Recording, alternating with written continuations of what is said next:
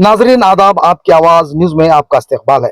बेलगाम की पुरअमन फिजा को शरपसंदों ने एक बार फिर खराब करने की कोशिश की है। बेलगाम के करीब मौजूद संती बस्तवाड़ देहात एक कौमी यकजहती भाईचारगी का शहर है। यहाँ पर हमेशा हिंदू, मुस्लिम और दीगर मजहब के लोग भाईचारगी और मोहब्बत के साथ अपनी जिंदगी गुजारते आ रहे हैं। यहाँ पर चंद शरपसंदों ने यहाँ के पुरअमन फिजा को बिगाड़ने की साजिश की है। पड़ोसी रियासत महाराष्ट्र के बाद रियासत कर्नाटक बेलगाम जिला संती बसवाड़ा के मस्जिद में बरोज इतवार रात में शरपसंदों ने मस्जिद में घुसकर मस्जिद का माइक तोड़कर बाहर फेंकने और कुरान मजीद और मजहबी किताबों की बेहरमती करते हुए नजर आतिश करके यहाँ के पुरअमन माहौल को खराब करने की कोशिश की गई।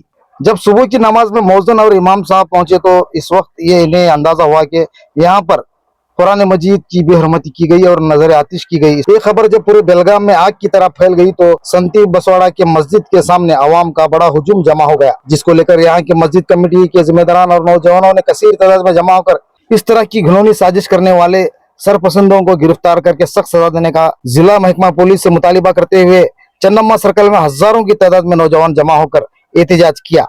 इस मौके पर बेलगाम के एमएलए राजू सेठ ने भी इस तरह के शर्मनाक मामले को लेकर मजम्मत करते हुए इस मामले को पूरे जिम्मेदारी के साथ जांच करके मुलजिमों को गिरफ्तार करने के लिए पुलिस महकमा जिला कमिश्नर को जोर दिया।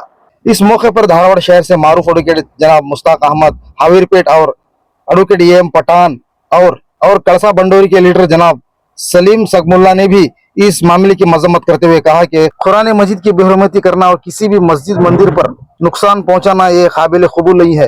रियासत भर में आए दिन इस तरह के कई मामले मुसलमानों के साथ पेश आ रहे हैं। इन्होंने वजीर आला सिद्धरामैया से और होम मिनिस्टर जी परमेश्वर, कांग्रेस के मिनिस्टर सतीश जारकिहोली और लक्ष्मी हेब्बाड़कर और एमएलए राजू सेठ से भी मुतालिबा किया है कि इस मामले की पूरी तरह से जांच किया जाए और इस तरह की हरकत करने वाले मुलजिमों को जल्द से जल्द गिरफ्तार करके सख्त सजा देने का मुतालिबा किया गया। ब्यूरो रिपोर्ट, आपकी आवाज न्यूज। जो कल जो वाकया हुआ बेलगाम जिले और ताल्लुक के यानी बेलगाम सिटी के बहुत करीब है, शांति बस्तवाड़ बोल के एक गांव है। उसकी बात है कि पिछले 2 महीने से उस गांव में पुलिस की बंदोबस्ती है, उसके बावजूद भी ये वाकया हुआ।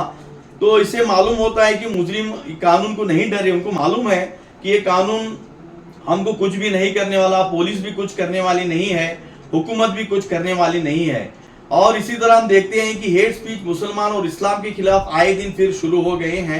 हम देखते हैं कि इनके खिलाफ भी कोई कार्रवाई नहीं हो रही। अगर इनको इमीडिएट हुकूमत, यहाँ की जो अपने आप को कांग्रेस सेक्युलर कहती है, इमीडिएट अरेस्ट करके उन पर एक्शन लेती तो ये रिपीट नहीं होता।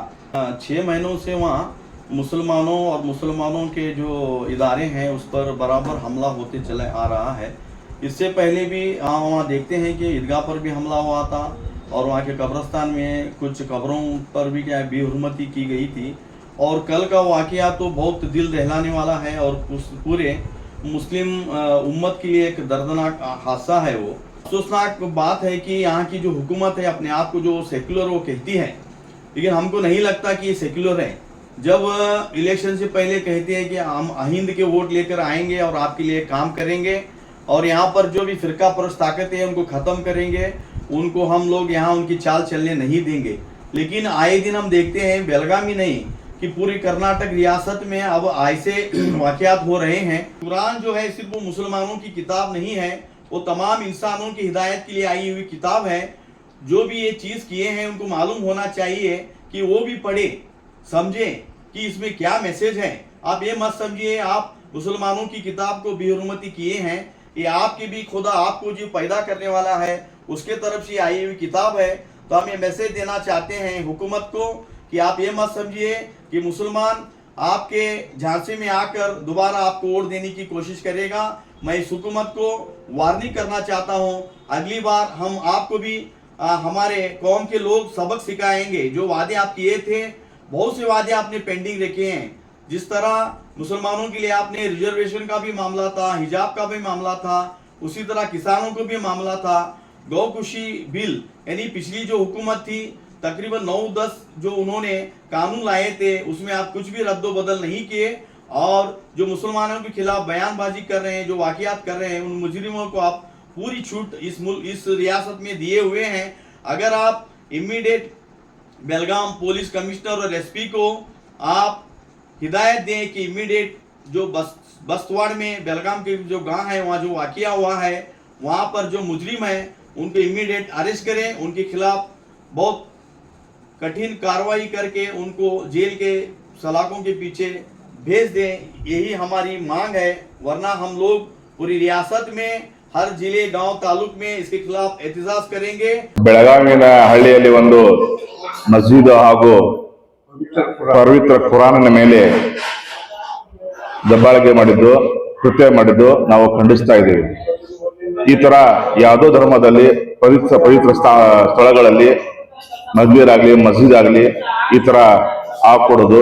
ಯಾಕಂದ್ರೆ ನಾವಿಲ್ಲಿ ಹಿಂದೂ ಮುಸ್ಲಿಂ ಭಾಯಿ ಆಗಿ ಬಾಳ್ತಾ ಇರುವಾಗ ಕೆಲವೊಂದು ಕಿಡಿಗೇಡಿಗಳು ಇವರು ಧರ್ಮಗಾರರ, ಇವರು ಉಗ್ರವಾದಿಗಳು, ಇಂಥ ಉಗ್ರವಾದಿಗಳಿಗೆ ತಕ್ಷಣ ಹಿಡಿದು ಶಿಕ್ಷೆ ಕೊಡಬೇಕು ಮತ್ತು ಇವ್ರ ಮೇಲೆ ಕಾನೂನು ಕ್ರಮವನ್ನು ತೆಗೆದುಕೊಳ್ಳಬೇಕು. ನಾನು ಬೆಳಗಾವಿನ ಕಮಿಷನರ್ ಮಾರ್ಟಿನ್ ಸಾಹೇಬರಿಗೆ ಹಾಗೂ SP ಅವರಿಗೆ ಹಾಗೂ ನಮ್ಮ DM DC ಸಾಹೇಬ್ರ ಮೊಹಮ್ಮದ್ ರೋಷನ್ ಅವರಿಗೆ ಮನವಿ ಮಾಡ್ಕೋತಾನೆ, ತಕ್ಷಣ ಅವರು ಹಿಡಿದು ಒಳಹಾಕಬೇಕು ಮತ್ತು ಮುಖ್ಯಮಂತ್ರಿಗಳಾದ ಸಿದ್ದರಾಮಯ್ಯಜಿ ಹಾಗೂ ಗೃಹ ಮಂತ್ರಿ G ಪರಮೇಶ್ವರ್ ಅವರಿಗೆ ನಾನು ಮನವಿ ಮಾಡ್ಕೋತೀನಿ, ಇದರ ಮೇಲೆ ತಾವು ತಕ್ಷಣ ಕ್ರಮ ತೆಗೆದುಕೊಳ್ಳಬೇಕು. ಅಲ್ಲಿಯ ಮಂತ್ರಿಗಳು, ಜಿಲ್ಲಾ ಮಂತ್ರಿಗಳೇ ಆಗಿರಲಿ, ಅಲ್ಲಿ MLAಗಳಾಗಲಿ ಇಂಥ ಮತ್ತೊಮ್ಮೆ ಆಗಲಾರಂಗೆ ನೋಡ್ಕೊಳ್ಬೇಕಂತ ಹೇಳಿ ಅವ್ರಿಗೂ ಸಹ ನಾನು ಮನವಿ ಮಾಡ್ಕೋತೀನಿ.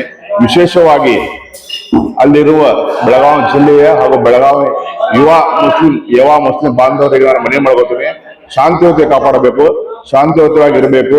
ಏನೋ ಮಾಡಿದ್ರು ನಾವು ಕಾನೂನು ಚೌಕಟ್ಟಿನಲ್ಲಿ ಹೋರಾಟ ಮಾಡೋಣ, ಅವ್ರಿಗೆ ಶಿಕ್ಷೆ ಕೊಡೋದು ಅಂತ ಹೇಳಿ ಶಿಕ್ಷೆ ಕೊಡಿಸು ಅಂತ ಹೇಳಿ ತಮ್ಮಲ್ಲಿ ಮನವಿ ಮಾಡ್ಕೋತೀನಿ.